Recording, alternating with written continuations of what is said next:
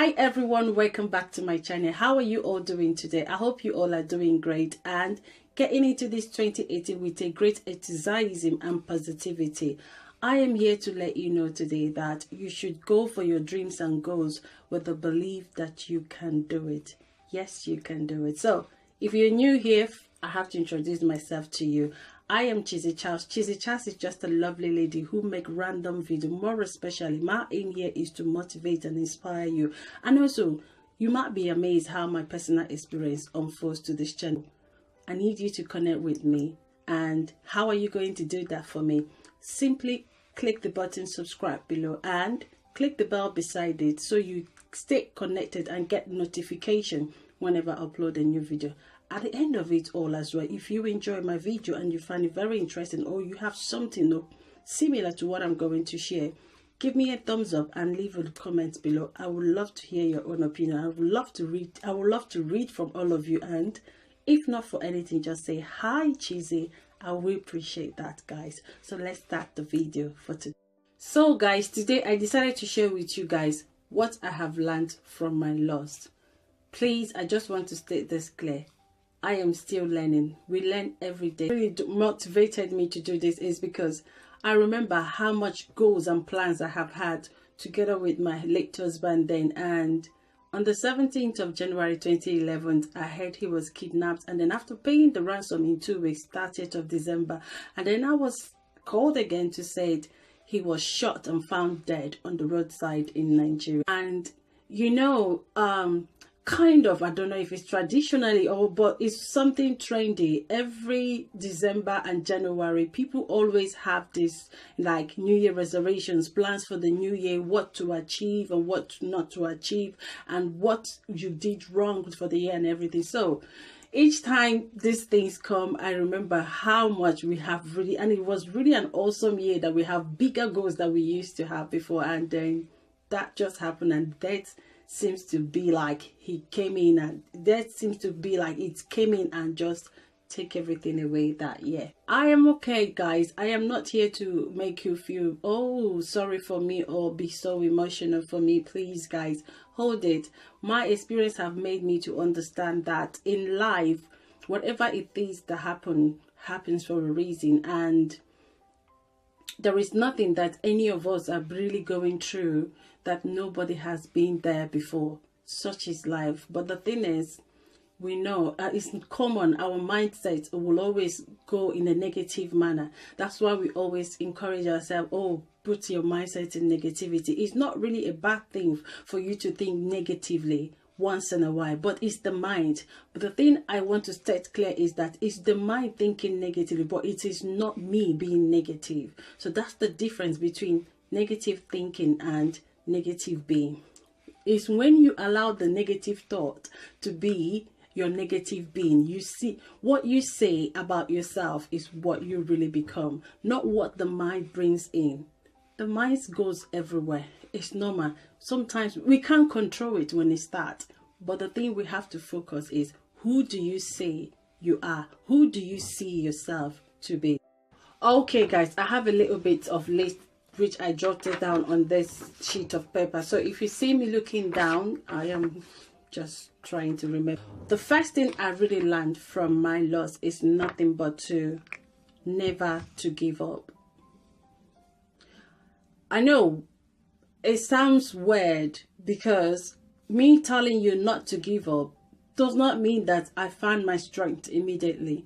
No, at first I gave up, even in Christ and so many things in life. I gave up. I even want to die. I even tried committing suicide. I did so many things. But at the end of the whole thing, God was so faithful. I was able to conquer, and it made me now, no matter what I come through, no matter the circumstances, I hardly give up. I hardly give up. Though the flesh might be weak, but my heart is always strong upon the Lord, that I can do all things. It's not, you can cry, feel the pain, everything. Yeah, cry whenever you feel like crying. Stay on your own. Do whatever you want to do your own. But the only thing I want to encourage you is, never should you think about hurting yourself or harming yourself like I do. because if I had done that, I don't know how my kids would have survived. I don't know how their life would have been. And I think many people also will be affected if I have given up and just lose my life like that. And yes, whatever it is that you're going through, it is normal, and everybody got a story, everybody got their little difference. The thing is, we should try not to give up, because whenever we give up in future, we will always regret it. The second thing that I learned as well is, being that I'm a young widow and I was in my mid-20s when I lost my late husband, it's nothing, because that time I am still young and vibrant, and you don't really expect me to be acting the way I am acting now. So the thing I will learn is never to compare yourself with any other widows. We are all different, though we might lost our husbands, but people more differently. You get yourself into many things if you try to how do they say it? Immuniate. Or if you try to compare yourself with other widows and try to do the things that they do. I don't know, you get what I mean? When you try to compare yourself and look towards them to do many things they do, without discovering your real self, what is your strength and your weakness, I think in the middle of the whole thing, you get frustrated and you get confused, and you felt things are really getting more worse for yourself, simply because you did not first of all relax and get through all your mourning and grieving and the pains as it comes to you. You take off the whole thing out and start moving on because you saw somebody who has been through that situation. I must be really honest with you guys. When I lost my late husband, I wasn't myself, but everything was just taking place like I was the one doing it. It wasn't really me. I always tell people when they tell me how strong and how amazing and how everything happens in my life, and I tell them simply, look, I didn't do anything. I just wake up and God take control. All I do is nothing but to cry in the presence of God. I remember what I do every morning, 5 a.m. All I start my day by crying, because it feels so horrible when you wake up. You used to sleep together we used to sleep with your husband, and then you wake up, you're just on your bed, and not only that, you don't have your children as well by your side. And again, I was really put through some certain trauma because of I decided to travel to England to go and see how I can survive, to be able to take care of my family, which is left behind for me to do. My in-laws withdraw my communication from my children from making that decision. So it was really tough for me then. I think I would say I am such a person who really think I reflect about so many things, and I don't really follow the crowd. Even if I have to imitate you, I have to create my own thing. I have to create my own, I have to create that thing I'm imitating from you in my own word. I don't know if you get what I mean. So it's not really good. If you lost a loved one and you see a fellow who lost the loved ones and you started looking at them, comparing how they're mourning their spouse or their loved ones, that's really a wrong thing to do. Right, the next thing that I learned is not acting with your heart. I understand when you lost a loved one, you don't even have a heart. You can't even think right. You can't even make any decision for yourself. You can't even choose, which when I had the opportunity to travel to England, I can't decide because I am still mourning and confused. And it wasn't that my husband was really sick that I have to get him to the hospital and the doctor keep giving me date he's going to that. This is just a strong, healthy man who is strong and healthy on his way to come and pick me from airport, that I got promoted from a supervisor where I used to work to a manager to my company. I went for an induction to another state, and then all of a sudden he's gone. It was really hard for me to accept and believe that he's dead, simply because of the way the whole thing happened. Making decision with your heart it's really a hard thing to do then at the moment. But the thing I will advise you is this: when you have any offer that comes to you during that moment, or when you have a thought about something, to make a decision about something, and you are not really sure about it, I advise you to do what? Keep your mouth shut. Don't say anything you are not sure about, or say things because you are scared of what to do, or you're scared about what people will react or how people will see those things. No, do not do it until your instinct, your mindset approve everything, and then you pray about it, and then you could see the push from God to make a decision for yours. Don't make any decision because of people has asked you to do one. Do not make any decision because you are scared of what people will do. You have to make a decision with your whole heart. When you are able to make a decision when you lost a loved one with your whole heart, I tell you, whatever comes out of it, this helps you to fight whatever comes out of it, because it's not all decisions that we make come out good. It's not all decisions that we make comes out easy. But if it comes out in a rough and ununderstandable way, because you made that decision deep from your heart, I tell you, you will stagger, but you will not fall. Right, the next one is nothing but: I have learned that greatness can still be achieved through loss and grieving. Yes, I learned that you can also be motivated and healing during loss or grief. I know this, I don't know how to say this. You know, the challenges, I get my motivation, let me tell you my own. I got my motivation from the negativity that I've got from people over then. And I don't really blame people. Being a young widow in her mid-20s and gloriously and fearfully and beautifully made by God, a lot of people, I'll be honest, I receive a lot of negative attractions from people.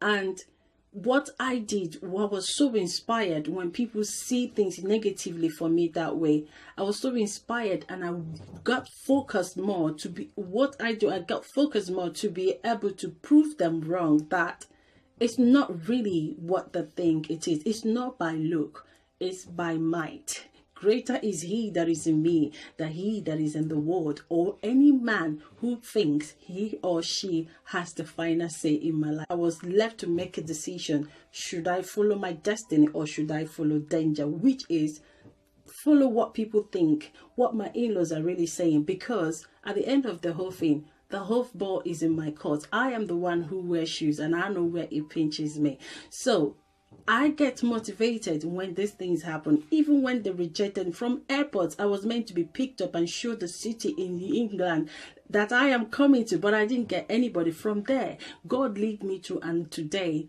I am so grateful. I have a home, my kids are, I finished my studies, and my kids are here. What am I saying? Instead of us to really be crying for those negativity that we get from people and be hating them much, it's better we pick those things as a motivation to be able to prove them wrong. Also, my motivation comes from the kids, because I know how much my late husband loved his kids, and I loved him so much, and I said to myself, these kids, I'm not really going to abandon these kids to go for any man, or even not being sure how they are feeding and how well, and give them a good education or anything.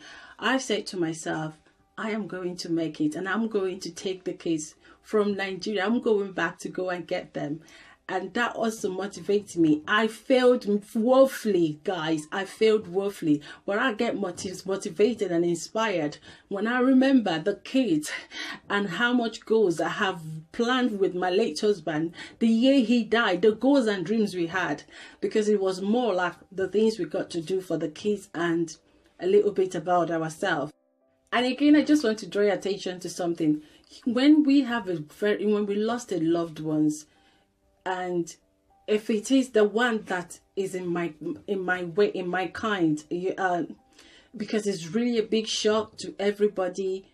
You know, when a very young, vibrant man died all of a sudden, and up to now, we don't even know how this death happened and who kidnapped and who did all this assassination and everything. and it's really a big shock to the loved ones and families and everything. So you should expect any kind of behaviors, but you should, I encourage you, the best thing for you to do is to guard your heart so much and be slow to speak and quick to listen. If you are able to speak less, because I know this is what happens to me, and when I was making my decision, I heard that one of my in-laws says, wow, that we didn't know that I got this brave heart, and the worst part of me is that I don't say much. But somebody will be talking to me and I will pretend like I don't know what to say. I don't know anything. This is me. You don't know I am listening, but I am listening. And when I listen with your body language. And before I talk, I have to reflect. Seriously, I got this word thing, but I thank God for that gift. It's been helpful, guys. So even it's written in the Bible that the tongue you destroy, that you can use your tongue to destroy or make your life. So I encourage you also to try not to be careful what you say when you are in mourning or when you have lost a dear one. Be careful what you say, because that moment at the end of the whole thing, everything you say will come back to you, and people will also use that against you. So be careful, guys. The last one, but not the least, is to be grateful. Because I know when you lost a loved one, you will see some friends turning to become a different person. The ones that you even expect to really be there for you, they will be the one to be spreading the good news. I call it good news. To be spreading the negative thoughts, gossiping about you, and spreading the lies about what you did not say. When you tell them one, they twist it and go and spread it to every other people, and then it now looks like you're bad. I don't know if I'm making sense. So, but that didn't bother me. After the whole thing, it wasn't that easy for me to forgive, because mostly the trusted ones. But along the line, I keep praying to my God, and God says, you need to let them go. So I learned to forgive.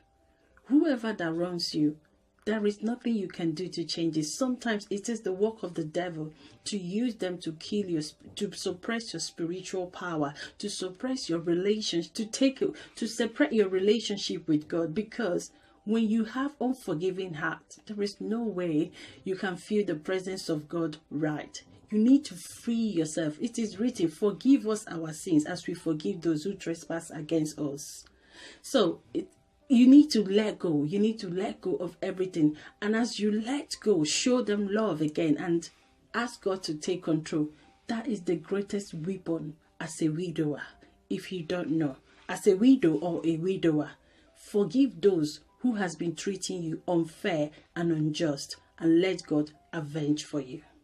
So in so doing, I learned to be grateful. Be grateful for people who also hurt you, treat you unfairly, rejected you, who says no. Be grateful, because I believe that God of the widow do not abandon us. The people who says no, their no was meant to be for a reason for us. If I had gotten support the way I planned it, I must be honest, I don't think I will achieve what I achieve in England today. I think I was able to sit up, look at for what is right for me, and fight for myself, fight for my kids and for myself, simply because someone says no to me, and I got the threat that I'm going to end up in shame. And I bring that to my God, and I said, it's not gonna work. And today I am grateful to all of them that's giving me that privilege and that opportunity, and for all the support. That is all, guys. This video is really a long one. I'm going to try as much as I can to cut it because I don't want to bore you guys with my story. But if you want to have any more questions you want me to really share about my personal experience on this topic, leave a comment below. I am happy to share them, as long as it's not really invading in some of my privacy. All right, don't forget, if you like this video, give me a thumbs up. And if you lost any of your loved ones, or your spouse, your wife, your husband, feel free to share your own experience and what you've really learned from your loss. I will be happy to learn from you, and you might be amazed so many other people will be learning from you as well. Thank you for watching. I'll see you again on my next video. Bye.